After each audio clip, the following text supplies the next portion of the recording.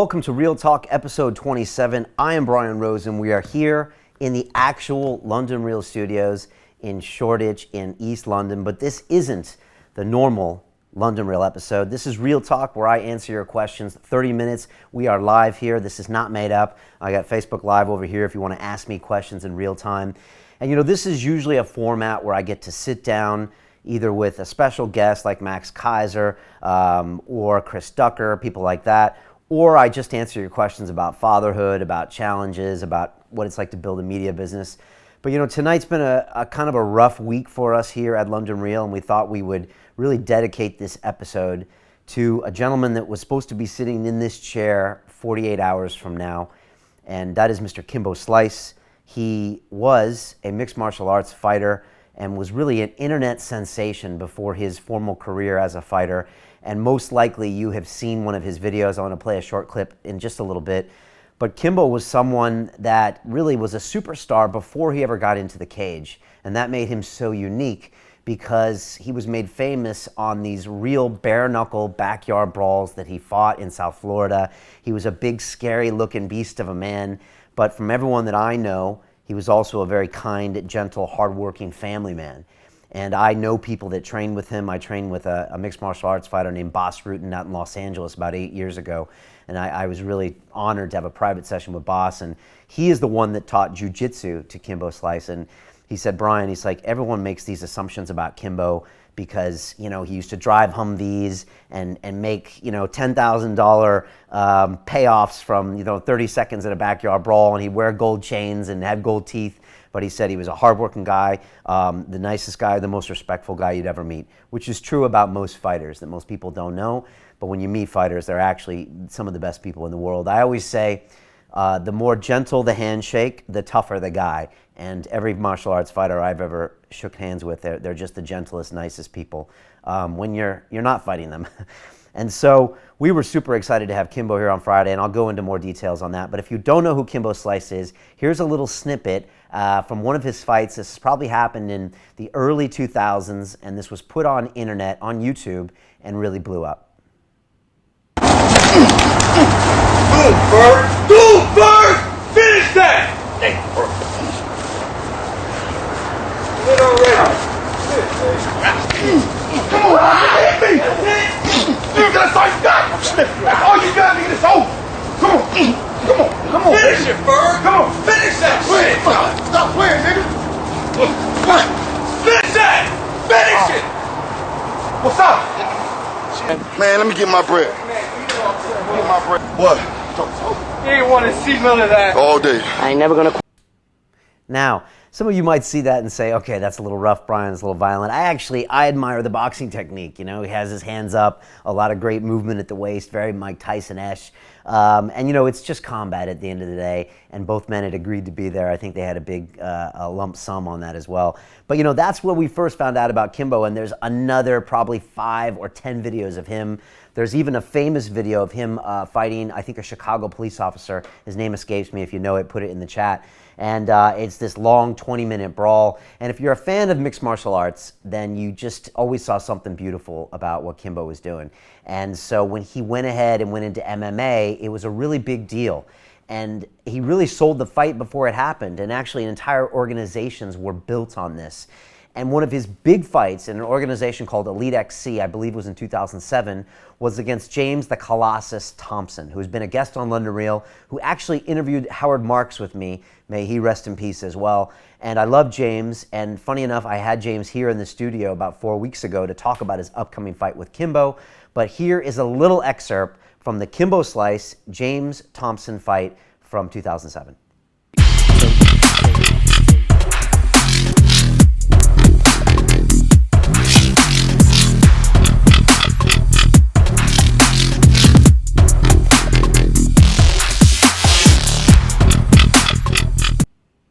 Now, that just shows some of the highlight punches, but actually James Thompson had Kimbo down on the ground for a whole round, and the referee actually stopped that because of the blood on his ear, which actually isn't a reason to stop a fight. And there was a lot of controversy behind this loss, and it really sent James Colossus into a real spiral downwards. He got very depressed, went back to his gambling addiction, a lot of problems. And James is a really amazing guy, really a warm, a great fighter, very intelligent guy as well, a great blogger. And I had him in here 4 weeks ago because he was finally going to get this rematch with Kimbo Slice. Who would have figured 9 years later they were going to meet in London at the O2 Arena? And I've never seen James happier. When he was on my show 3 years ago, all we talked about was Kimbo Slice, because he feels like he was robbed, and he thinks the promoter of that organization had something to do with the fight stopping, and it was just a lot of controversy. And so that was the Kimbo Slice story. Now, some of you remember from there, he actually went and joined The Ultimate Fighter, which was the UFC reality show. And when Kimbo walked in that season, I still remember it, it was crazy. Everybody was like, oh my gosh, because Kimbo was such a huge media draw on his own. That everyone was shocked, and a lot of people were in the house with him, including Brendan Schaub, who later became a very big heavyweight fighter and who's now doing the Fighter and the Kid podcast with Brian Callen, who's been on London Real, comedian, good friend of Joe Rogan. So there's all these people that we all kind of know Kimbo. And, Kimbo was not, funny enough, the most successful fighter in the UFC. He never really got his ground game. He's a great striker, as you can see, but he really wasn't good at takedown defense. And once you got him on the ground, even though he trained with Bas Rutten, I know he hated jiu-jitsu.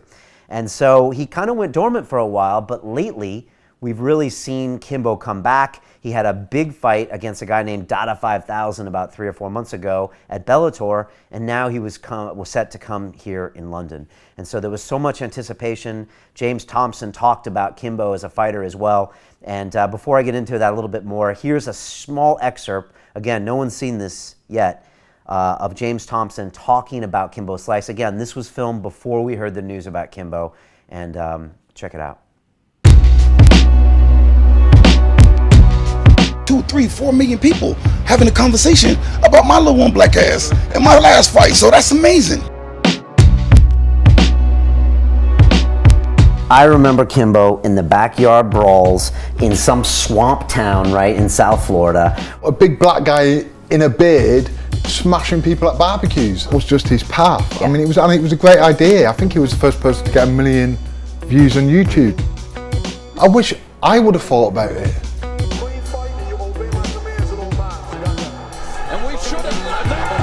I was surprised to get the fight. That was a great fight for me, an MMA fighter. He felt very strong. That's what I remember about him. So the third round's happening, and one of your ears has got a big pool of blood, and then all of a sudden the ear explodes. The referee stops the fight, completely stops it. I hold nothing against Kimbo. It was just another day, and that's all it is. Don't get caught up in all the bullshit and tinsel and everything, the sparkly shit. No, you can do it. Go in and do it.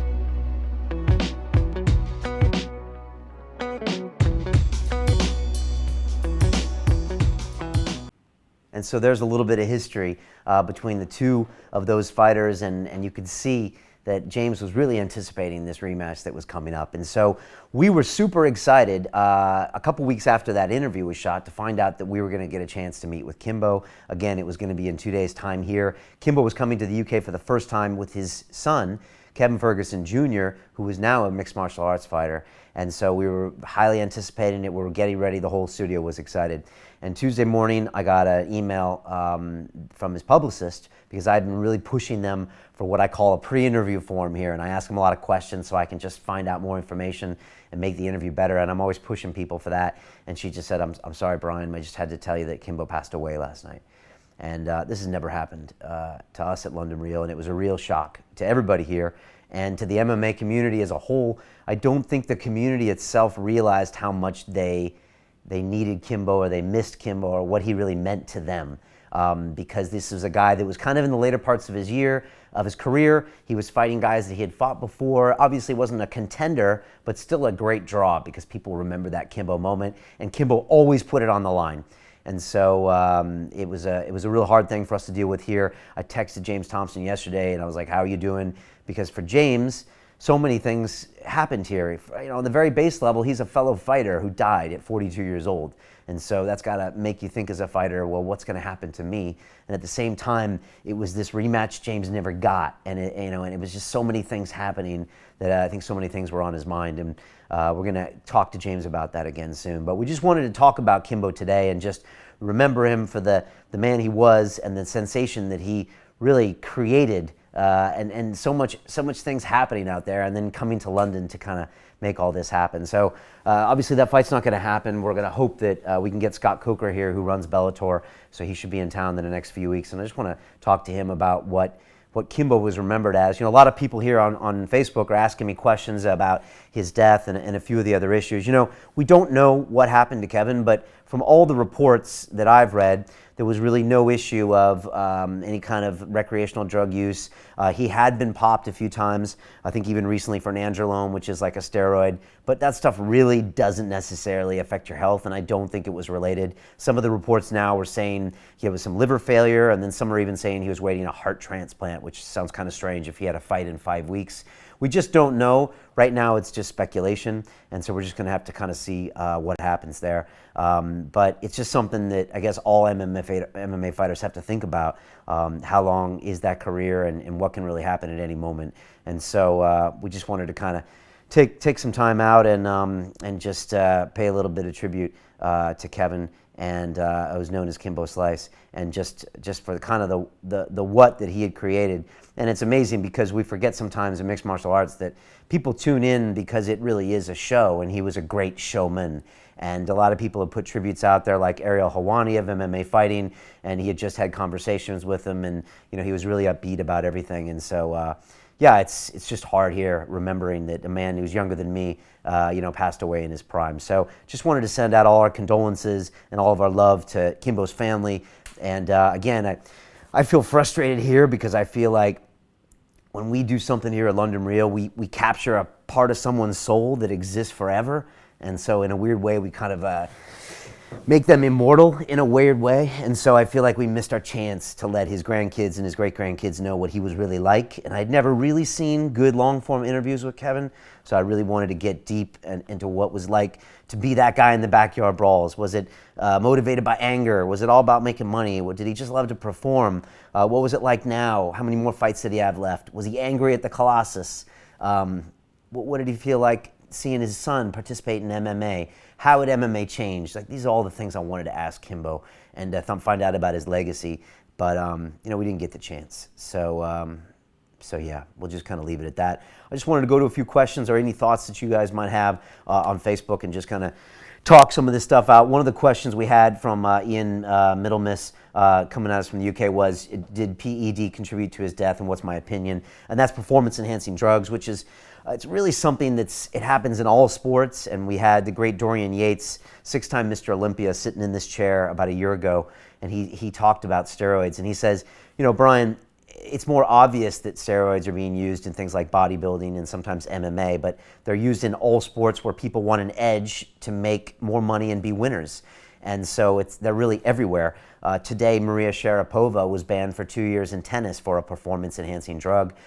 We know Lance Armstrong, weighing in at a total of 63 kilograms, was using performance-enhancing drugs for a long time. And so this is something that quite honestly happens in all sports. We probably don't know the extent that it happens in a lot of sports that we know and love.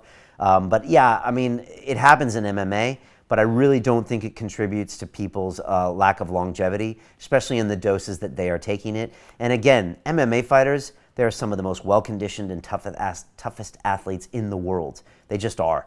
And to go 5 rounds, and I think he went 3 rounds with Dada 5000. This was a knockdown, drag-out fight. Strangely enough, his last fight with Dada, I think Dada had a heart attack during the fight, and they both were going absolutely all out to where it looked like they were about to fall over.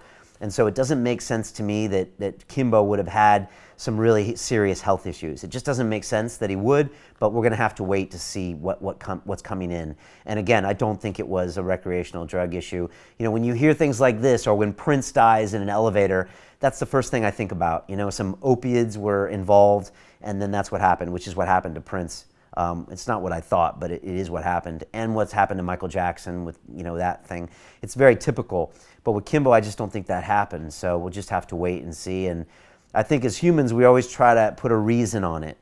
But the truth is about death that, there is no reason, and we just have to find a way to apply it to our lives in some way and to learn from it. So that's my read on that. We'd love to get some more of your thoughts here. a bunch of comments. Ian was saying he looked in pretty good shape. I think Kimbo was, he's 42, and he did look in pretty good shape for 42, definitely. Luke Greenwood was saying, Brian, although he wasn't a contender, he was a true fighter. Happy to embrace the chaos and go through adversity. As a father to a new son, he said, what's my biggest worry? Sheltering your son too much or giving him too much adversity. Wow, that's really deep stuff, Luke. It's true about Kimbo. He was just a true fighter. Loved to get in there and mix it up. I mean, you don't do backyard brawls like that unless you love it, because that's no longer really a sport. That's where you can really get hurt. So Kimbo obviously loved it. He was always up for a challenge. He went on the Ultimate Fighter in the UFC, which really was considered as a step down in his career, but he went it because he wanted the best competition. And to come back now, it's important. The question about your son is a deep one. And when Dorian was here, his own son went into bodybuilding, and his own son went on a steroid cycle. And so for Dorian, it was like it's his choice, and it's a choice that he wants to make if he wants to be in that business. For Kimbo and Kimbo Jr., obviously Kimbo Jr. wanted to be in that business, and I'm sure his father told him not to, just like Chris Eubank told his son, do not go into boxing. But once he realized that his son was going to make his own decision, Chris decided to go ahead and embrace it and then train him as hard as he could. And so I think with your children, I see my son Caden now, and all I want for him is for him to experience life the most that he can. And the last thing I want to do is tell him not to do something or to do something. And so I think you grow through adversity, and your natural tendency is to protect your children, but that's the worst thing you can do for them, really. But because you want them to go out there and get hurt and experience things and fail. But of course you don't want them to die. And so it's always going to be a fine line. And we'll have to see what Kimbo Jr. wants to do on the back of this, and it'll be interesting. So thanks for that thought, Luke. I really appreciate it. Any of the thoughts, just kind of ping them in here. Again, we haven't really done this on Real Talk before, which is really more of a tribute and less answering questions. But we'll have to see what happens. Someone asked me, what's going to happen with this fight? I don't really know yet. I don't think we've thought about it. But I'm guessing that the Colossus will probably fight a new opponent, although I don't think it will be the same. I'm guessing they'll do a big tribute to Kimbo at the show. Again, it's amazing to me to see the outpouring of feelings and thoughts about Kimbo. The UFC put out a statement the next morning. There were a lot of people really talking about what he meant to the sport, even though a lot of pure MMA people didn't like what he represented, because he represented this kind of backyard brawl, internet sensation part. But I think everyone had to agree that Kimbo brought great things to the sport, and great notoriety and great attention. And so yeah, that's really true. And it's strange because this is so timely as well. We just lost Muhammad Ali, and it's just interesting to see how we lose these fighters and to see what they mean to us. And there's something very carnal, I think, about humans. As Dana White always says, fighting's in our DNA. And again, some of you might have been a bit repulsed by that video we showed of Kimbo to start off, because a lot of people are like, I don't like to see that. But it definitely moves us as humans, and it means something to us, whether we want to kind of admit it or not. And Dana always tells the story. He said, Brian, or he'll say to anybody, if there's two guys playing hockey, a couple kids playing basketball, and two guys break into a fight, he said they're all going to stop their games and go watch the fight. And so it's always a funny way of describing MMA as a sport, because it's a sport that everyone's going to stop what they're doing to go watch. And so it really is in our DNA, and I think these fighters have this really powerful effect on us that we don't even understand. So someone like Muhammad Ali, who my grandma would know about, even though she's never watched one of his fights, because by fighting, they represent so many other things, which is really that determination and that never stop moment when you're getting beat up, when you're about to pass out from exhaustion. And funny enough, I was watching a video last night of Mike Tyson at 17 years old and Customato, which was his 76-year-old old man white guy from the Catskills. And these two were like the best of friends you've ever seen. They were like two of the closest humans I've ever seen, closer than almost any couple I've ever seen. And they couldn't be more different, right? You have this young black kid from the Bronx, rough childhood, and this old man up in the Catskills who knows boxing. And they formed this sick bond together. And it was just amazing to me to see how responsive we are as humans to what a fighter is. And Mike Tyson was talking about what he saw in the great fighters, because they used to watch footage from like the 1900s and the 1910s and 20s of all these great boxers. And Mike said, I don't learn from their technique. I learned to see that they got a broken nose and they didn't quit. They didn't have the best style, but they didn't quit. They took this and they didn't quit. And I think that's why we rally around fighters, and that's why we're fascinated by Chris Eubank, and we have him at our events. And that's why I think we have great fighters on here, and we try to learn what we can from them. At the same time, we put fighters on pedestals that I don't think they want to be on sometimes. And a lot of fighters have told me in private, they're like, Brian, you think I'm special, but I'm not, and I've got the same problems you do. I just happen to be on a stage where every guy thinks I'm the toughest guy in the world. And yes, I can be tough, but I also can be sad, and I can be sometimes cowardly, and I can be sometimes weak. And it's fascinating to see kind of what the DNA is and what goes in the makeup of those fighters.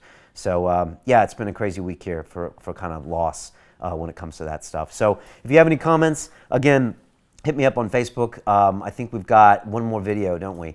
That's really our thoughts on him, right? Oh no, maybe something at the end. Okay, that's fine. So again, talking about Kimbo Slice here. If you're coming in late, and just your thoughts on him, what was going on. A few people asked me about making it into the UFC, and it's funny that episode of The Ultimate Fighter, he came on with some big stars now, like Roy Nelson, who's big in the heavyweight division, Brendan Schaub. And we were all scared of Kimbo Slice, but when he walked into that Ultimate Fighter piece, everybody wanted to fight him. And I think a lot of MMA fighters were very conscious of the fact that they knew that overall they felt they were more rounded than Kimbo, and they also felt that they just wanted a shot at one of the most famous guys in the world. And I think a lot of up-and-coming UFC fighters would have killed for the notoriety that Kimbo did, because Kimbo, he was blowing up the internet before there was really social media. I mean, really, Facebook, Twitter hadn't really evolved, and it was just these YouTube clips that really paved the way and got him to where he would be. And so he never had a lot of success in those first few fights in the UFC. And lately, Bellator has kind of been rematching these older fighters that are greats. And some people have a lot of controversy about that. Recently, Royce Gracie fought Ken Shamrock, and I think Ken was in his 50s. I think some people don't want to see those fights, but I would have loved to see the James Colossus Kimbo Slice fight. And as I said to James, honestly, and I'll stick to my word here, I thought James was going to win that fight because he was highly motivated. I think he was a lot bigger than the Colossus as well, and he was training well, but we never know what's going to happen, and that's why they call it a fight. And it definitely would have been an exciting thing to watch. But yeah, Kimbo never made it in the UFC, but he was definitely a piece that helped make the UFC one of those great things. And so, yeah, those are some final thoughts there on Kimbo. A few people saying, Marie Colette said Kimbo Slice was a pioneer. Many so. Morgan Lee said, Brian, what do you think about the morality of some of these more brutal early YouTube fights?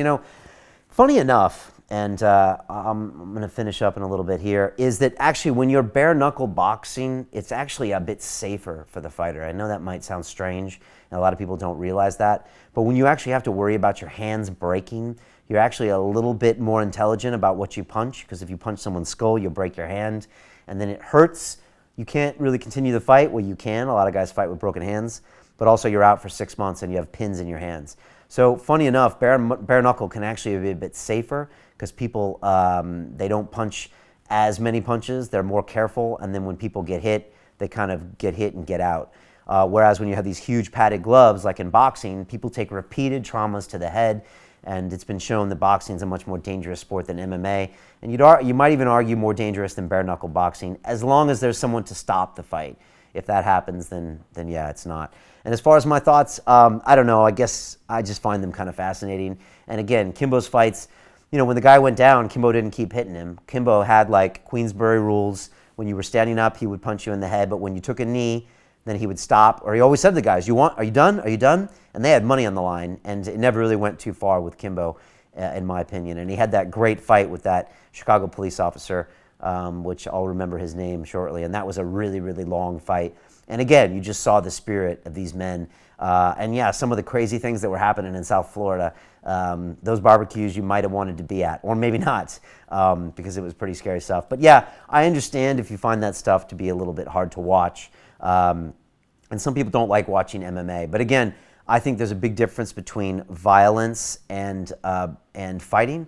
I think violence is when people don't consent. That's one of my feeling is. So when two fighters go into the ring and they sign a contract and agree to get in the cage, that's not violent to me. Violence to me is when someone doesn't give you permission, and that's not okay, and I don't believe in that. But when it's just pure fighting, I think it's okay. And again, you can look at some people with injuries and that kind of thing, but also, as a human, you should have sovereignty over your own body. And if you want to go into the ring and punch someone in the head and get punched into the head, well, it's not for me to tell you you shouldn't be allowed to do that. And I don't want to pad this world up so much, because then I think people will just find places to do this.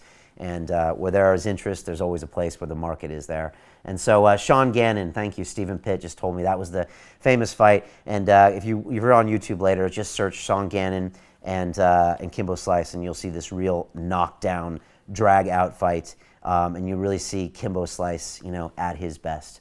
And so, that's it. I'm not going to really answer any of the questions here, because I really want to dedicate this episode to Kimbo and to the interview that we never got. And so I feel very sad that we never got to meet Kimbo and tell his story to the world, and just to see what was going to happen in that rematch, and just to see what was going to happen with him and Colossus. I'm sure they would have had a big hug at the end and would have got along really well, like most MMA fighters do. And so it's a big loss for everyone in the MMA community. But again, I think if you can do anything, you just learn a little bit about that loss, realize that your life is short. I lost a good friend of mine when he was, I think, 44. And for me, it just was a reminder to me that you got to start living your life today, because he left a family behind, he left me behind, he left kids, wife, everybody.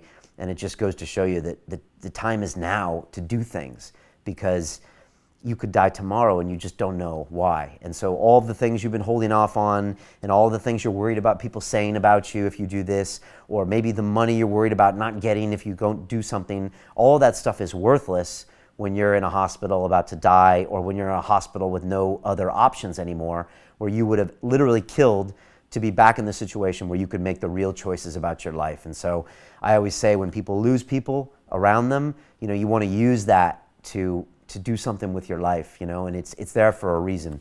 And there's a reason that death affects us as humans, because it shows us that life is short. It's time to get busy living as opposed to get busy dying. And that's a quote from Shawshank Redemption.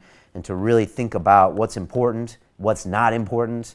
So many things aren't important when you're faced with people dying or you dying.